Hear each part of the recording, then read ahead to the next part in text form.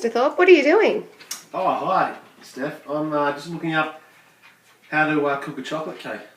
Why are you doing that? Because I like cooking. Cooking's one of my interests, so I want to get better at it. So I thought I'd look up how to cook a chocolate cake, because I don't know how to cook a chocolate cake. Why don't you just look it up in a recipe book?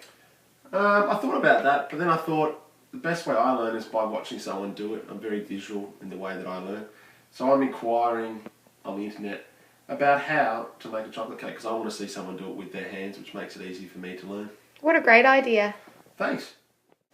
This day is getting older and fading light. It's beautiful. This wind is blowing. What you'll need is a microwave, a plastic bowl for mixing, scales to weigh your ingredients, a kettle for hot water, and an oven.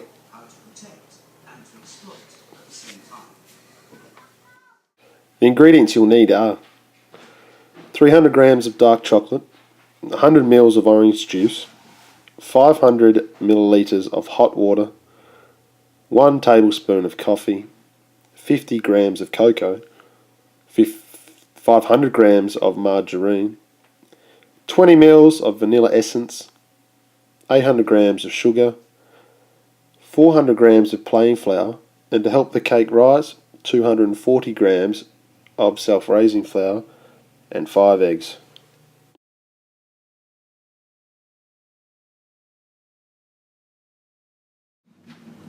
So 300 grams of dark chocolate,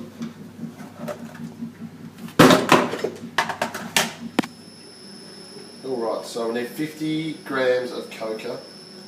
Put this on my scales and I get 300 grams, so I need to tear it off. So I make it 0, get my cocoa.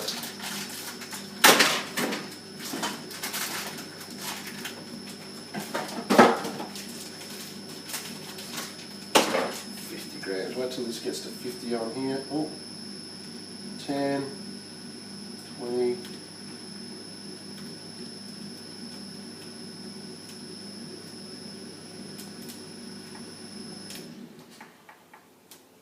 Oh, 39. Make sure that I'm following the recipe every step.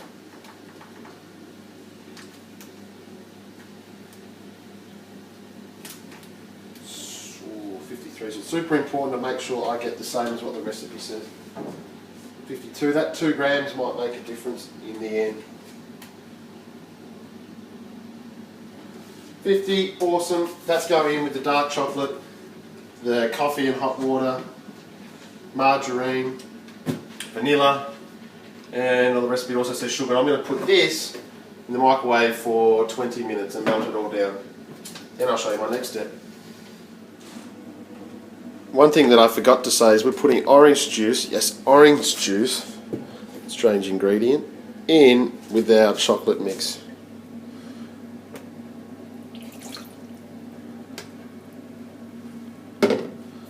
So that's the mix that's going in the microwave.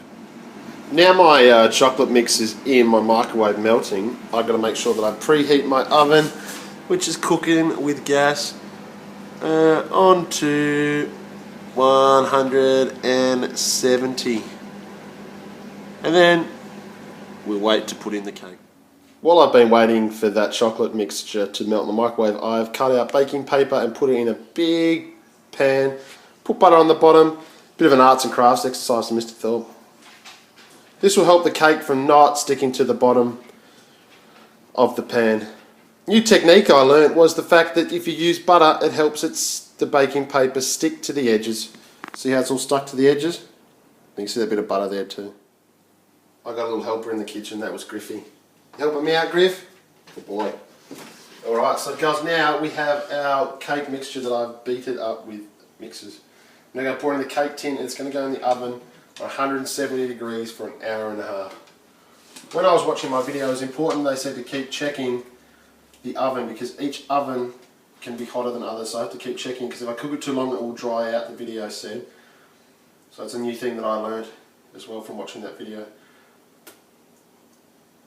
So I've taken my cake out of the oven, take it out of the tin, and there is my huge chocolate cake.